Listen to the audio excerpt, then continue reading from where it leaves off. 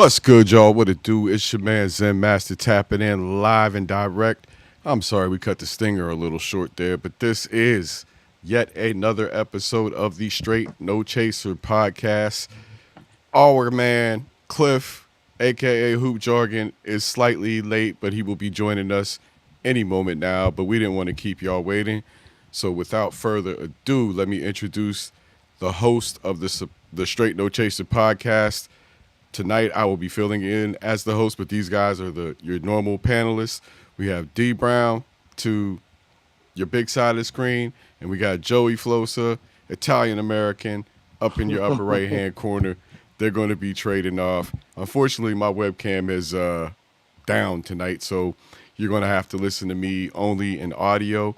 But without further ado, we got some hot topics for yo butt tonight. First of all, D Brown, how you doing? Doing good, man. Doing good. Doing better than the Cowboys defense. That's for damn sure. Yeah. We're gonna take a deep dive into that, man. But doing pretty good. Aging gracefully. Anticipating the birthday this weekend, so it's gonna be an up week for you, boy. Word up. And Joey, how's it going, bro? What's good with you? Man, it's going fantastic. Sorting through the stack of emails that I have in regards to Sunday's fiasco. So should be a really interesting show tonight. And of course, my man DB is also in the DF Dub. How about that? How about that weather, brother? Oh my God, this is glorious. It's coming, baby. It's glorious. Fall weather has finally hit. It's blowing in. Gonna be 40s in the morning, Zen. You straight up hoodie weather, baby. Love it. Yeah, I like the fall too. And one great thing about Portland is the seasons are typically right on time. And I'm from Pennsylvania. To me, it don't get cold here at all. Right. So I'm like, oh, this is cool, straight. I'm straight here. But yeah, I've been hoodied up. I thought Portland was like Scandinavia, always mild all the time. Nah, Portland is warm and dry in the summer. For like 5 months, it doesn't rain. It's beautiful in the summer. I mean, gorgeous, 80 degrees, sunny every day. And then when the water turns back on, it's on for a while. Yeah, I've heard that. That's all. But the summer is so worth it, man. It's the most beautiful summer you'll ever have. Don't go up to Seattle. Their summers are horrible. Been there. I really good things about Portland. Really, really good things. Yeah, I love my city, man. I'll be honest with you. I have a hard time thinking of too many places other than L.A. that I would like to live in this country, to be honest with you, man. That's what's up. Wow, anyway, we are not here to talk about my living preferences, fellas. We're here to talk about Dallas Cowboys football. Yep. And this week, not so bueno. The Dallas Cowboys took a L. I don't have the score in front of me, but I'm sure you guys can recall off the top of your heads. What was the score? 44-24. 44-24. The first topic of the night is the 1-yard blunder. And was Brian Schottenheimer's shitty play calling the moment we gave up? We'll stick with Joey on the main screen. It's crazy because I had technical difficulties here at the residence that I am currently staying at. And CBS, oddly enough, was the only channel I couldn't get. So I went to my quote-unquote backup Fire Stick provider and had all kinds of buffering issues. I pop on and they get the penalty and it's like, okay, drive over. And, it's interesting because, Coach Schottenheimer has really escaped any real criticism from me at all. It definitely is, what you would call a honeymoon period. I think, I feel like down there, right, like, you're damned if you do, damned if you don't. You slam it up in there, it doesn't work. You do some bootleg shit or some fade and it doesn't work. But you got to get in there, obviously, man. It's just, you're at the one, man. You're on the road. It's like they say, man, you ain't going to get too many chances, especially in the NFL, man. So cash them in. You get the pick and it's like, great. Even though, if you get a touchdown there, that doesn't win you the game. But boy, I tell you what, man, 7's better than 3. All right. And you're off to a good start that way, and then subsequent to that, it just completely fell apart. I mean, they 3 and out of them, but then they got a penalty on the next drive. And, really from there, man, it was yes, starting with that first drive and not getting the touchdown. From there, man, that was kind of a harbinger, as they say, of things to come, man. When you don't get the touchdown there, man, it's you got no excuse. All right, with that up front, with who you got up front, and you got Williams in the backfield, he's averaging, almost 6 a clip.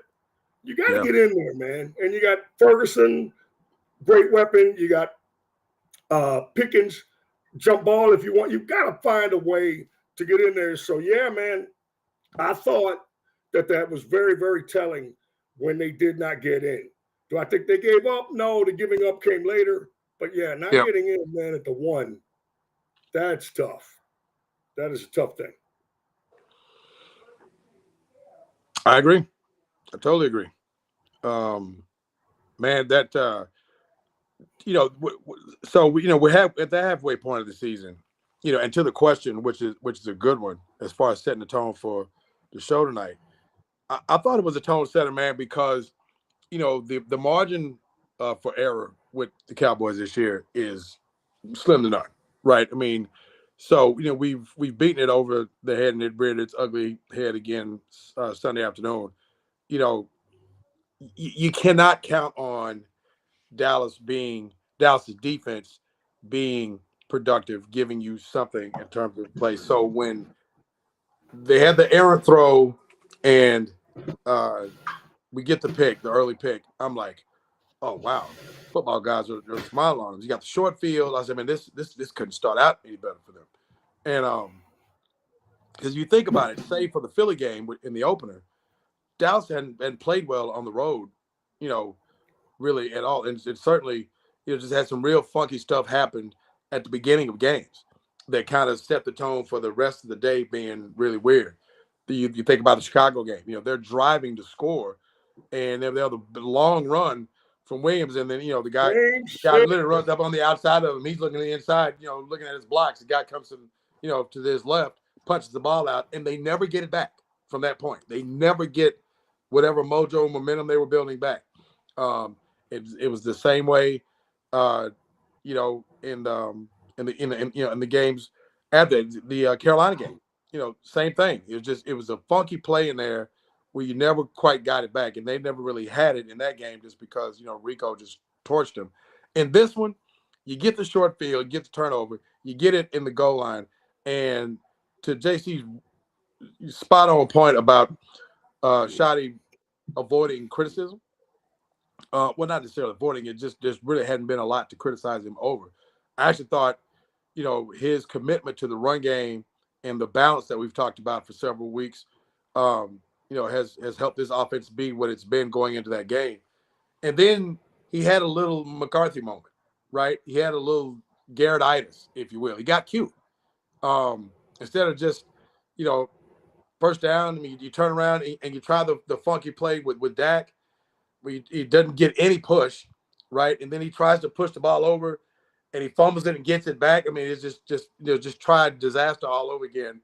And then, so now you're at second down, and then you do something really funky again, and then you get a penalty, right? Instead of just turning around and handing the ball to Williams, and they've been lethal around the goal line with inside the 5-yard line, just handing the ball off with Williams just pounding it, right between the A gap, and he meets the guy in the hole, he spins off of him, he falls forward, he gets in the end zone, it's a touchdown, and a touchdown there.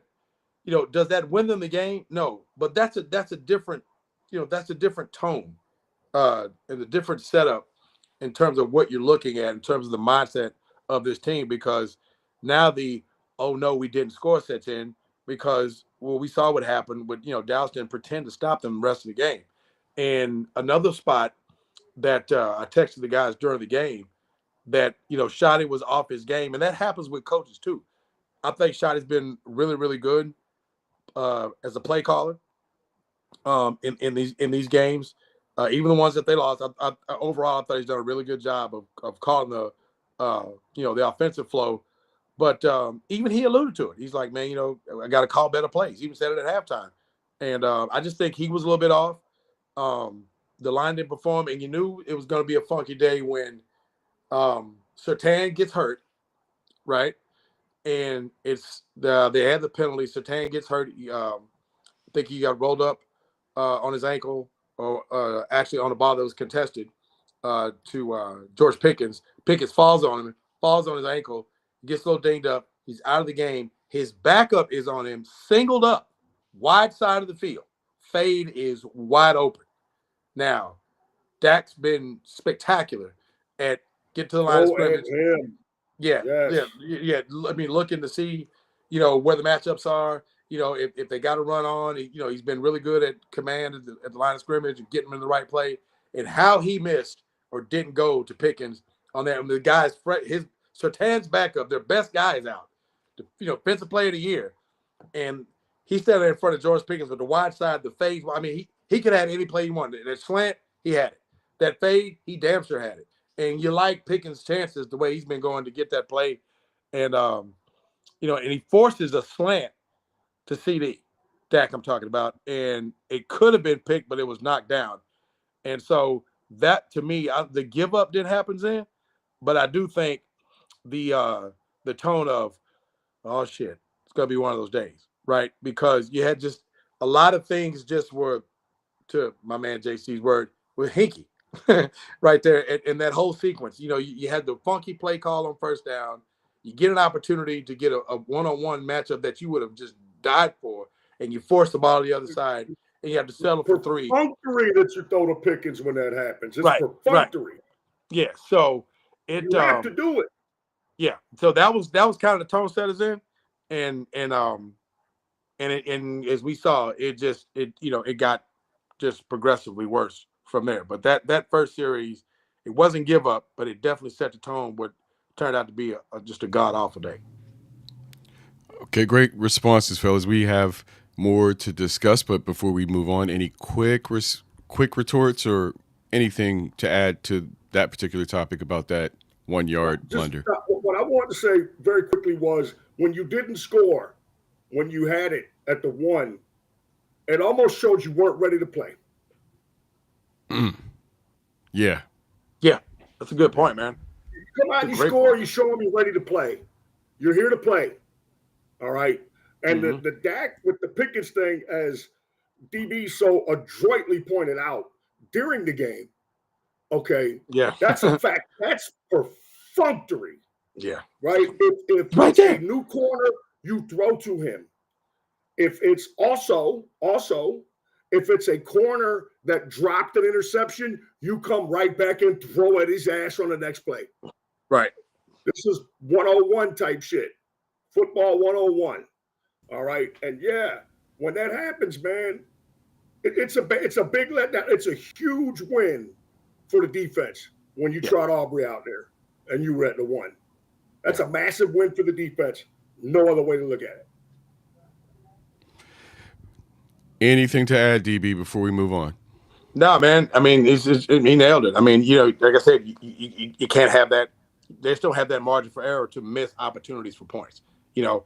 That's part of their defense is scoring points, right? And when you leave them on the table like that, from the 1 yard line, yeah, that's not a good tone. So we saw what happened. All right, well, let's let Joey lead off with this next topic. Joey, this topic is in reference to Dakota Prescott, or as you like to say, Prescott. Whether or not this Denver debacle flushed down his MVP chances. Hey, you gotta watch that Prescott. Gotta watch that. I tell you what, you gotta watch that Prescott, Mississippi State. Gotta watch it.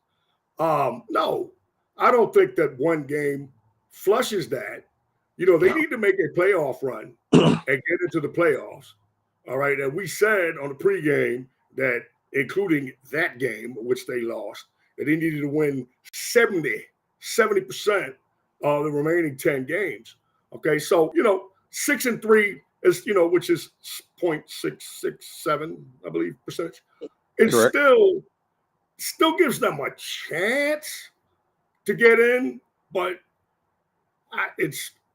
that loss hurt. And as I said on the pregame, the season's not over, because of that loss. But now, it's like all these games, all the Carolinas and the Chicagos. Now you got to win one you wasn't supposed to. Yep. And every one that you start like that, you got to win another one that you wasn't supposed to. Yep. All right. So you're talking KC, you're talking Detroit, in Detroit. Oh, Jesus, man. Talia Shadow's already preemptively sending me texts for that one. So you can't win. Nice. Well played, sir. Listen, if he drags this thing to the postseason with a defense that is certain to be one of the 2 or 3 worst statistically in football, then yeah, man, somebody should win the MVP. All right, because that's what it's going to take. As DB said, man, the margin of error is so small. He literally has to be perfect. And again, I think that if he was perfect Sunday, okay, this is not to assuage any of his culpability in the whole thing, because he's on the hook too. Shit. Of course. I think even if he was perfect Sunday, maybe it's a 10-point game, maybe a 7-point game at best. But, I mean, the team didn't play well, and he particularly didn't play well, offensively. There were, again, man, it's a pre-snap thing. And what DB was talking about, I just don't know why, you don't come out and throw the Pickens on that play. It's like in Carolina, he had Pickens on an inside release face-up route when you're right-handed, man, just by proxy, that is your first read. Okay? Mm-hmm. I don't understand some of these reads, and it's the simple reads, and that's always been the thing with Prescott. You go back to the San Francisco game, out in San Francisco in the playoffs, when that team really had a chance to be a Super Bowl team. Okay, you had a rookie starting left tackle. Okay, he holds Nick Bosa to 1 tackle for the whole game. You hold Christian McCaffrey and Deebo Samuel to 110 combined total yards from these dual threat guys, right? Defense only gives up 19 points, and you lose 19-12. All right, because your quarterback had a terrible day. And it wasn't just the out route where he had Zeke right in front of him, could have dumped it to him and got, 8 to 10, whatever, lived to play another play. He forces to come back to Gallup, an inexplicable decision, and it's picked off, and the rest. And then it's the play's not made. Okay, he misses Sedarian wide ass open. He missed Gallup on what would have been an 80-yard play also. Front side reads, wide open. That's inexplicable, and it is nitpicking. I get that. Mm-hmm. Did he cost himself the MVP with this one game? No. But hey, man, he's just like the team. He better get on his horse. Yeah. And the team better get on their horse, because they got some winning to do. This win one, lose one shit's not going to get them anywhere. Yeah.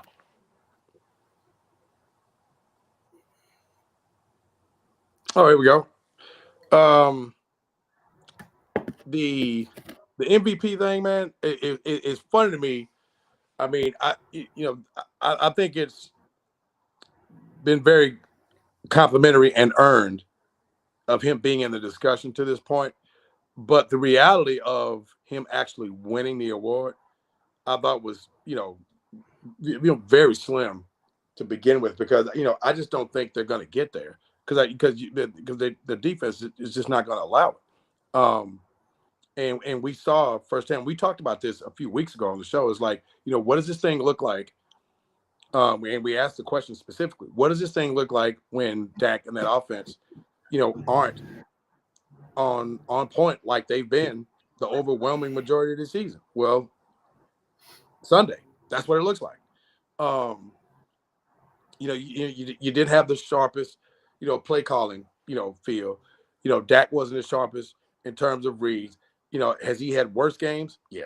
The throw there at the end of the first half, we tried to force it to Jake Ferguson, down the seam. And you've got just just easy points, with Ferguson, and he gets greedy, and he forces one, and he gets picked, right? I mean, and Dak hadn't really made that play all season, so that was when you knew it was like, okay, this is one of those days. The second was really weird because he's throwing the ball, CD's running right across his face, not even looking for the ball, runs behind the defender instead of across his face. I mean, everything about that sequence looked like not on the same page. It was just one of those deals.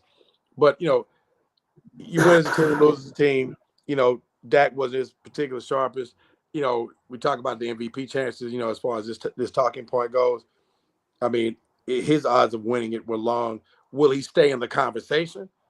Yeah, if he goes back over the next 3 games and plays like he's been playing, yeah, I mean, it'd be mentioned right up to the time where it's like, say, they're out of it or something like that. But I think for him to even remotely sniff the award, even before, last Sunday's L, they like Joey said it perfectly. You have to drag their asses and I mean drag with both of them, with everything he's got, drag his team to a playoff berth. But quite honestly, that defense is to be trusted. I don't see them being able to mount the consistency needed on that side of the ball to do that. So, I think it's going to end up, Zen, going to be one of those deals where kind of like Cincinnati last year, where I think Dak's going to end up, when it's all said and done statistically and just overall having played, a really, really, really good, outstanding year. It's going to be just torpedoed by a shitty defense that can't stop anybody that they've got to fix, in the offseason. I think that's just where it's at. There's a lot of that going around. Folks, we want to introduce the actual host of the Straight No Chaser podcast, the lead host of the Straight No Chaser podcast, our man Hoop Jargon, who happens to be working hard at work, pause. But he wanted to make sure he tapped in and got a piece of this action, pause, tonight. So let's put him on the hot seat. Hoop, the topic this time is Dak's downfall, how the Denver debacle did or did not flush the MVP talk down the toilet for Dak Prescott. Your thoughts? Well, I don't think it helped it at all. Hold on one second. I think another catch just happened on number 25. As we're still talking. Listen, bro, that dude got picked on early and often. He doesn't play both sides of football. Like Sean Payton, and that's one thing I like about him, and we talked about that pre-show, that he goes through his film work. He saw a liability in the secondary, and Bo Nix picked on him all damn day. Yep. Did Dak play up to his standard? Absolutely not. Absolutely not. And you guys lined it up perfectly. But at the end of the day, who are you gonna be giving up 44 points, man? And this is like a trend. It's not like it's a a blip. They gave up. They played the Giants the week before, gave up 33, right? And here we are just setting new standards. It's like every goddamn week, offense is setting new standards on us, man. Yeah. It's like we are making that deficit of being the worst defense statistically. We just keep making the odds greater and greater. It's like, what the hell? I mean, we gave Eberflus credit for last week, but it's like, damn, you regress back to that. And also, I don't like us, how we didn't convert, the very first drive, getting a Cowboy touchdown, like I call them, i.e. a field goal, when that's a situation you have to score. You just have to score. You get your defense who can't get shit going, gets an interception. You get the ball to the one and you kick a field goal. Are we partying like it's Mike McCarthy era? Are we partying like it's Jason Garrett era? Literally said the same thing, my boy. You right on it. Come on, man. So that's that whole shit. To quote my guy Joey Flosa, that's that whole shit right there, man. Yeah. You're not gonna beat no damn good team. You know what I'm saying? And so, and that's what Queen's scared me. Cliff.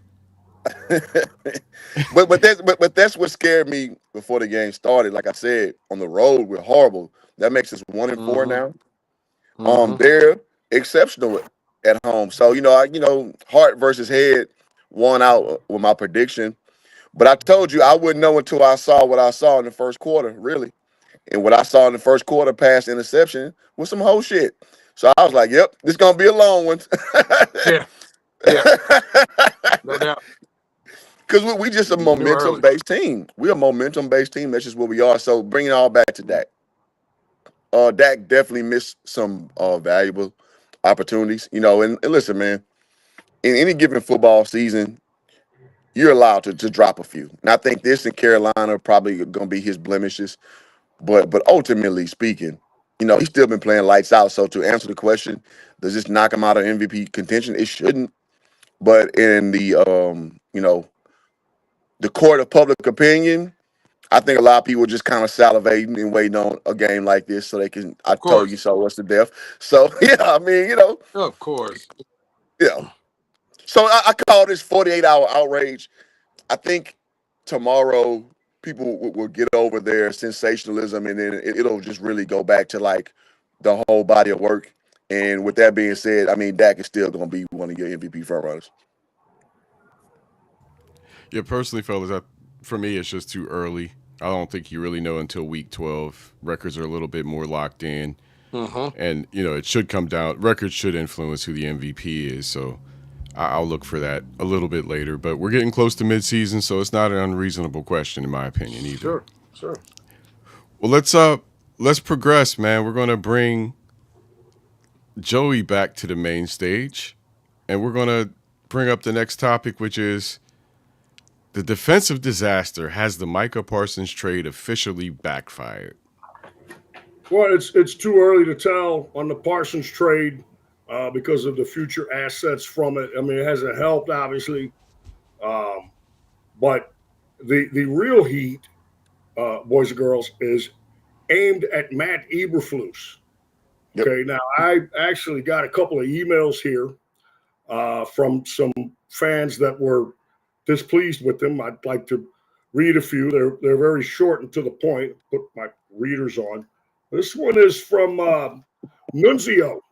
He's in New York, and he says, "I have nothing personally against Matthew Eberflus, but this fucking prick cocksucker has got to go now.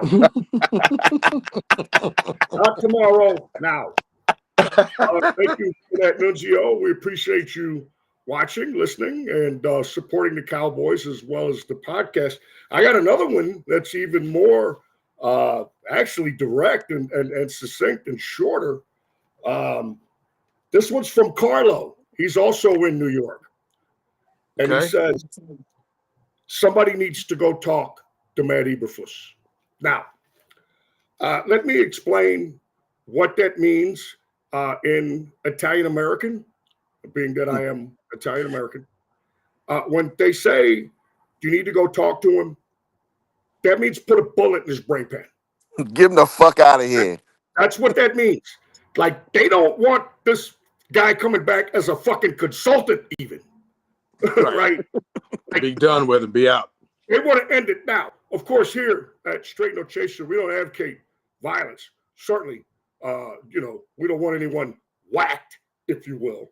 But No, there we don't. seems to be a rather venomous and vitriol-fueled tide against Matthew Eberflus and the defense. And all I can say is this. If there's a case to fire someone, just to fire someone, to light a fire, who knows if a change will help. If there's a case for that, this is it. Interesting. Very interesting. Let's go to D Brown next. Thank you for that response, Joey.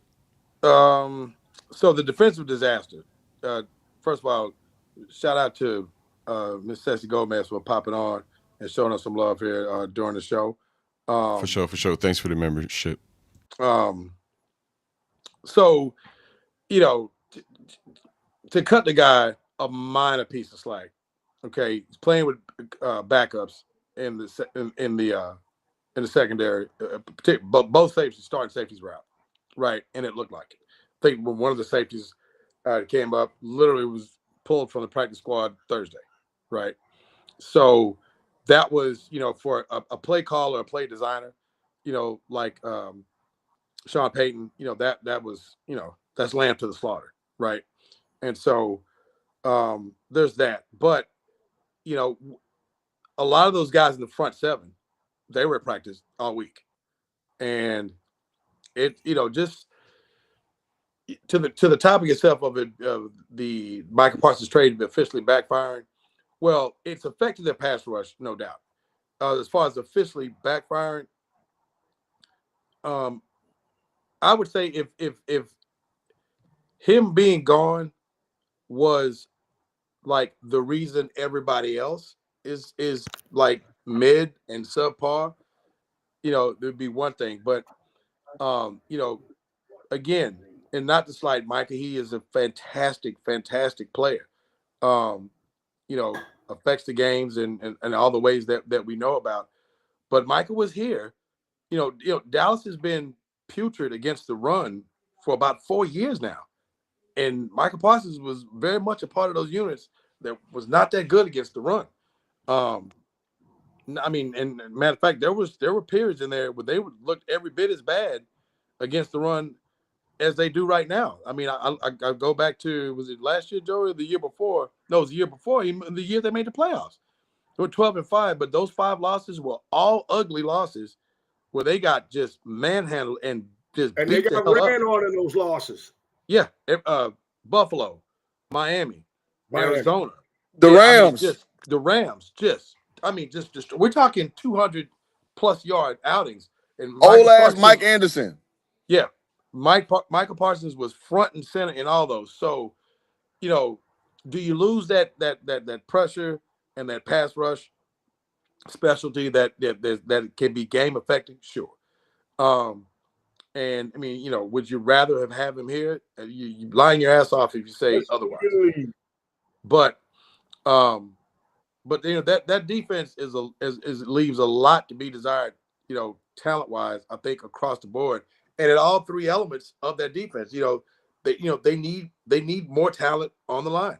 They specifically need more talent. I think prioritized in the linebacking core and the defensive secondary up the middle. Yet again, the linebacking core and the safeties, I think both have to be addressed and prioritized going forward in this offseason. So there's the Micah trade is affecting. Is it ultimately a disaster, like Joey eloquently put it? We won't know that until now. If they go out and get another Mozzie Smith or another Taco Charlton, then then we're talking about you got to put Nealon in there too, man, and Williams. There you go. Then we're talking about going to get Luca Brasi, right?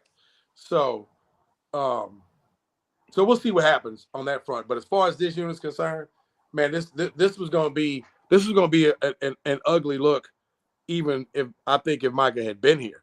We just being completely fair. With a little bit more pressure, make Mullica more plays that way. Of course he would. I mean, just to say that otherwise it's just being disingenuous. But I think it was still going to be really bad against the run. I still they were going to be really bad in the back end. Diggs has not been right mentally. And now he's on IR. So, who knows, we'll see him in the Cowboy uniform again. It's just a lot bad in multiple spots on that defense. So, I think they're just going to have to live with what they get on a particular game day going forward and try to fix that thing in the offseason. Fellas, I don't believe in kicking a dead horse. Real quick. Now they're talking about trading for a Mike as opposed to a pass rusher because the price is too high for a pass rusher. That's what I heard today out of Dallas. Interesting. Trading for a Mike linebacker. That's what they're talking about doing now. Well, look, I don't think we should kick a dead horse. So we're going to give Cliff the last word on Micah Parsons this season. I think you guys have suffered enough verbally and vocally when it comes to this particular loss. And, it's evident. Of course, you're going to lose one of the best edge rushers in the NFL. Of course, you're going to feel it. So I don't think we should dwell on it beyond this. But, Cliff, your last words on the Micah Parsons trade. I do you one better. I'll leave you the last 3 letters. FDN. Fuck that. You know what? We don't need, bro. Listen, man. We the same team that was 7-10 last year with this son bitch on the edge last year, bro. Our problems are deeper than him. Like as much as, and I say FDN, kind of facetiously, because obviously Michael Parsons is a great guy. Obviously he's, an elite pass rusher. But he had his problems too. He was this, pseudo leader. He was this, wannabe podcaster. Like we had our frustration with this son bitch too. He wouldn't show up in the playoff games like D Brown eloquently laid out. No, I don't miss him. No, because that's not our problem. Wholesale. That's not our damn problem. So no. And like Joey said, like we won't know until we see what our draft capital cashes in with, whether that's via trade, whether that's via draft. So no, I mean knee jerk. Yeah, I guess it sucks to not have a bona fide guy on the edge with him and D Law gone. But listen, I mean, I would say our edge rushing by committee ain't horrible. It's just everything else is terrible. Oh, also to the FDN crew, Diggs, get him the fuck out of here. I'm tired of it. Bro, the thrill is gone. I'm sorry, man. The excuse, man. Hey, listen, thank you for your service, my boy. Thank you for your service. The ship is sailed, dog. Yes, sir. And I know that's his partner. Send him to Green Bay with him so they can be in bliss and they can go party like it's Mike McCarthy's time over there in Green Bay. Good for them. You know what I'm saying? So again, I say this respectfully because these are two really good football players. It's just like, no, that's not the problem. Yeah. So no, we didn't lose shit. We'll know in about 2 years. Now in 2 years, it metastasized nothing. And yeah, we lost graciously. And Micah keeps getting better, which I assume he will. And then he matures a bit, which I assume he will. Then, yeah, we took the L. But right now, hell no. No. And you don't have to get another edge rusher with one of the picks. Just get good fucking players. Okay. Yes, exactly. Exactly. Good players. They didn't infuse of talent. Right. Good players. Use them talent. Yeah. Stars are special, but you got to have a good overall. Like he said, pick a fucking linebacker for once or a safety for Christ's sake.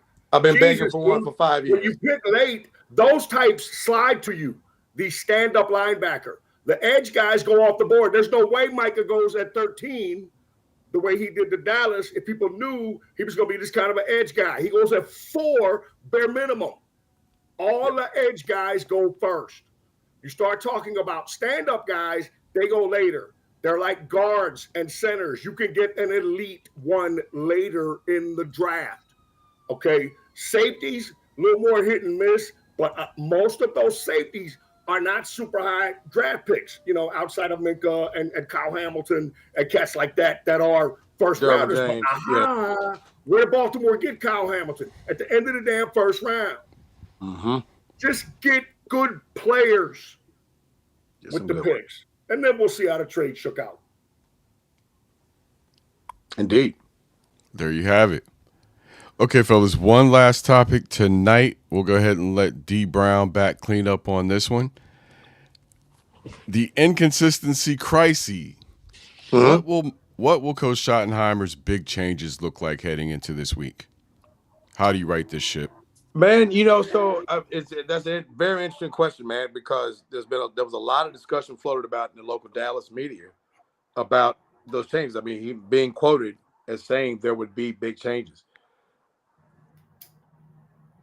As much as they need on that side of the ball, I'm really interested to see what that looks like because, when you've got limited resource, just how much change can there be? Other than just dog cussing the guys that are there and telling them to get off their ass and play better. But I mean, big changes would seem to suggest an infusion of a guy that hadn't been playing.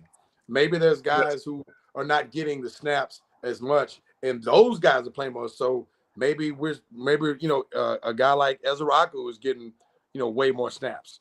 Our guy Hawaiian Punch, Maris Leafau. I mean, some of these guys, even some of the larger money guys, who were counted on to be, contributors and producers, are not getting it done. Maybe those guys are sitting down.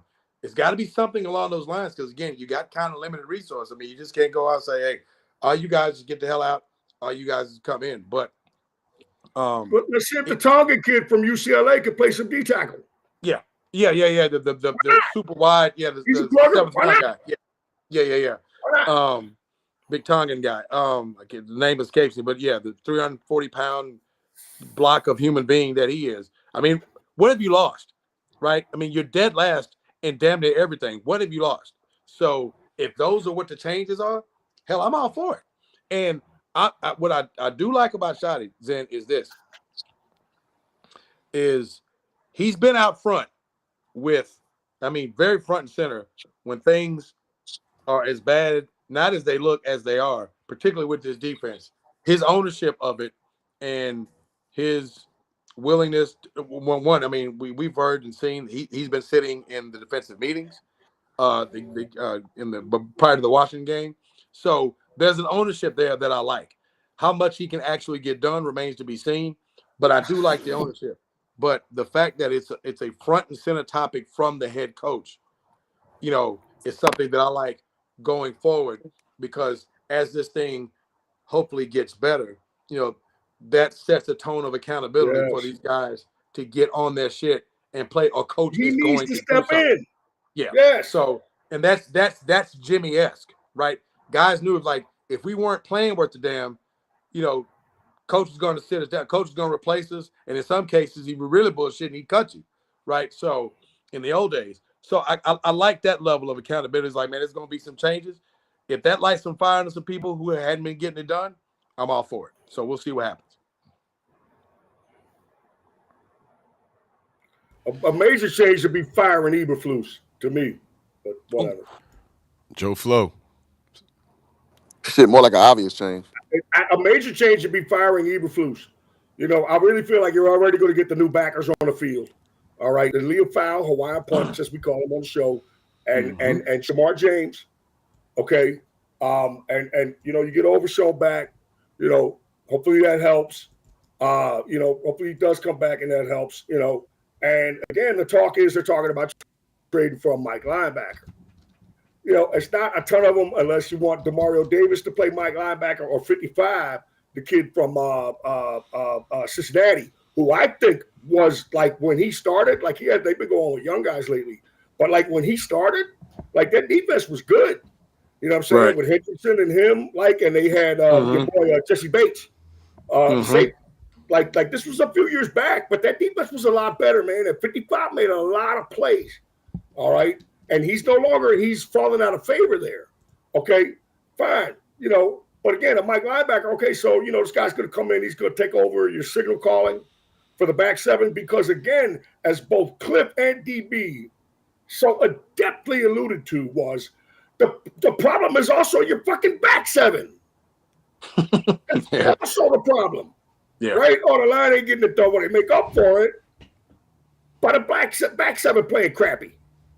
You know what I'm saying? And again, it's the inconsistency directly related to continuity.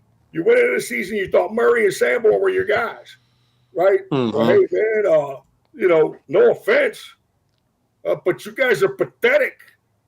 Yeah. Don't disrespect, but you guys have been awful. The linebackers have been awful from jump, right? Like, how the hell you think Hurst ran all over their ass in week 1? Yeah, right. Missteps, day late, dollar short type shit. And hey, man, look, again, I'll clarify my comments. Those guys are NFL players. I've never done anything close to that type of accomplishment ever in my life. But in the realm that we live in, the real world of NFL football, and that world by itself, man, they had big problems with the backers. All right. And geez, I swear to God, it's like, man, every time I hear linebackers, right, I just, a picture comes up to my right, like it is now, of DB. Yeah, man, Like that's been my thing, saying, and hey hopefully man, I got overshot. like, are you guys at some point ever going to address the linebacker position either through free agency or through the draft? You know, and that's the thing. The inconsistency really, it just kind of stems from a lack of continuity, right? You got to know that James, is going to have some issues, okay, as well as he's played, and he played really well against Washington. But then some of the deficiencies that he has in terms of his inexperience, in the passing situations, particularly, that's going to show up. That's going to show up. So wholesale changes, well, as DB alluded to, you can't make wholesale personnel change. This is just not. This isn't, as Bill Parcells used to say, 1-800 dial a player. It's not. The Yeah, cats out there that you got that ain't very good, the cats backing them up, odds are, man, they ain't no better unless right. you just blew it in your evaluation. So as limited changes you can make in regards to that. What it would have to be, if they're talking about major changes, it'd be thumbing Eberflus. It'd be, you know what I'm saying, going and talking to Eberflus.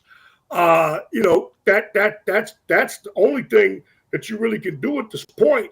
And again, and I'll wrap it up like this: it comes to a situation where, as an owner slash GM, how are you looking at things?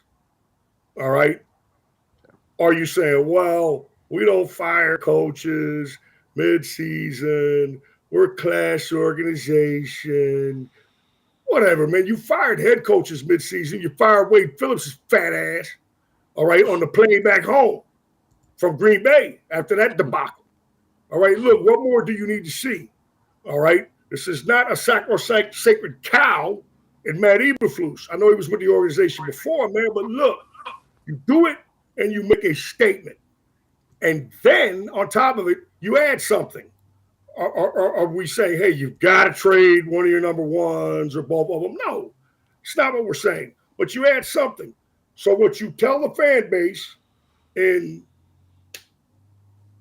telling Eberflus, hey, my man, you ain't got to go home, man, but you got to leave.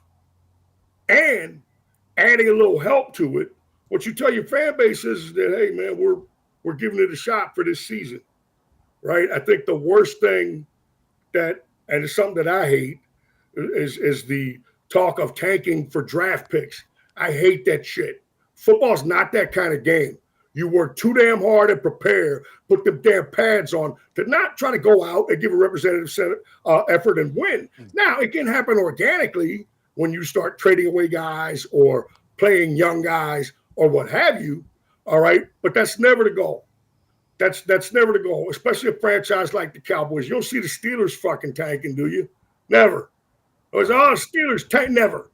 The Steelers don't ever tank because it's about honor. It's about pride, Boyle. That's what it's about. It's about pride, lads, right? But the ownership can shape the feelings, thought process, and direction of the season Right. by saying, okay, A, we fire Eberflus, and B, we get some help. Now, you can also say, well, let's get Eberflus some help. Okay, whatever.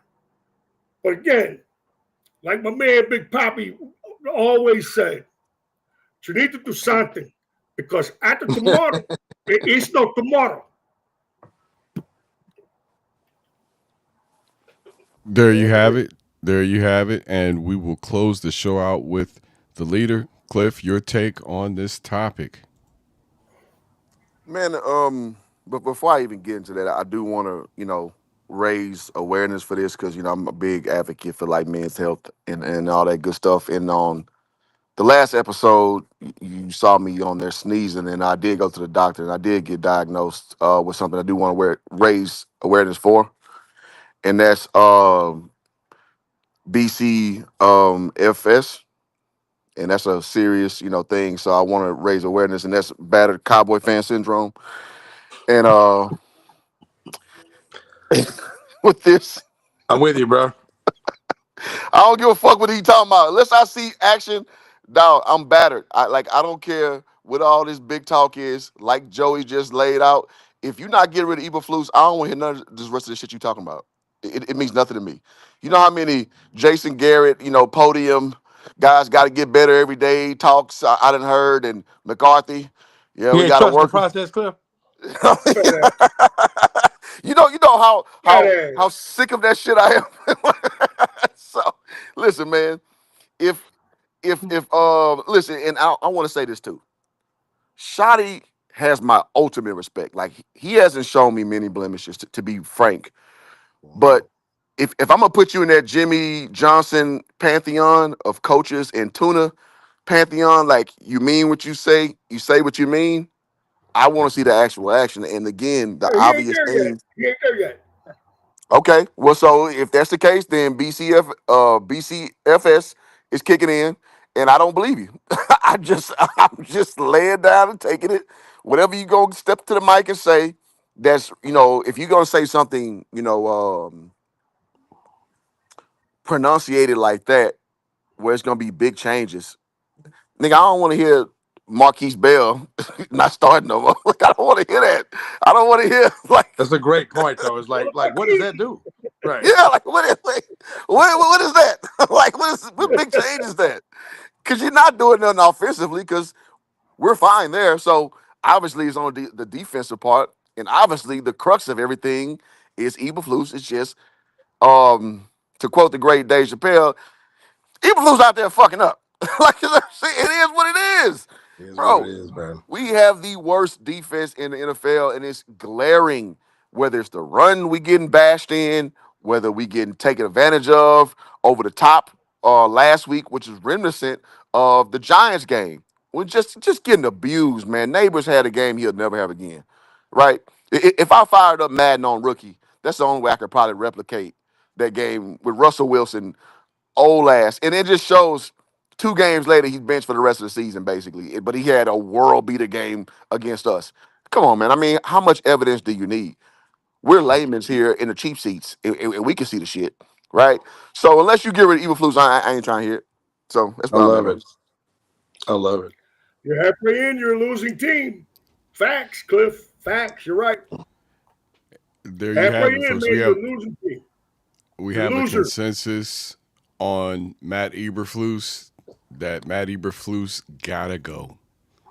And Tag what's your wild ass. about that is about 6 months ago, the Chicago Bears had the exact same idea. So yeah, Matt Eberflus is not, his career is not looking so hot. But with that, folks, we have completed our topics that we wanted to cover tonight. We just have one last feature of the show that we like to bring to you, where Cliff likes to give away his money. Cliff, you want to lay down the rules? Yeah, man. We're going to do a Cowboys trivia questions. Y'all got 30 seconds to answer. Listen, man, I'm trying to send y'all some cash out money, but y'all not answering the question, man. Let's go. Let's do it. 30 seconds, starting now. Cowboys trivia. Which season did Dak Prescott set the single season passing touchdown record for the Dallas Cowboys? And that the responses are A, 2016, B, 2019, C, 2021, or D, 2023. We'll give you 20 seconds from this point to respond. That's some sexy music right there. That's the lo-fi. Yeah. I'll put a little Barry voice to that one. Man, hold up. And Cliff still can't give away his money, y'all. We tried. Damn, man. There's the Maybe they'll stick around next time and stick around for that dough and get it for you. But yeah, this has been tonight's episode. I'm trying to bring down this particular screen share. This has been tonight's episode of Straight No Chaser. We have Joey Flosa to your left, D Brown on the main stage, as they say in the strip club, and our man Shake that Cliff ass. to your right. And Jasmine takes the stage. Throw that ass in the circle. Coming to the stage, Dan Brown.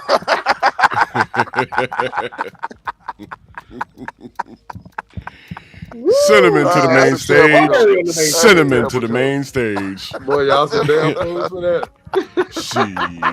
Shit. Everybody out there can relate. Oh, yeah. No doubt.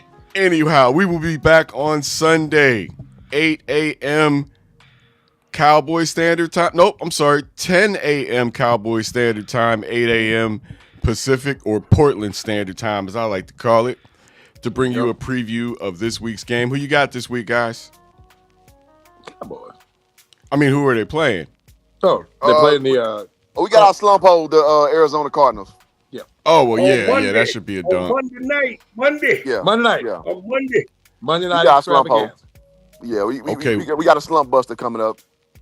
Okay, well, we're going to withhold predictions until Sunday. Y'all make sure you tune in. Tap in. For the gang, it's Straight No Chaser. This is your man Zen Master. Thank y'all for tapping in, and we'll see you on the next go round. Peace.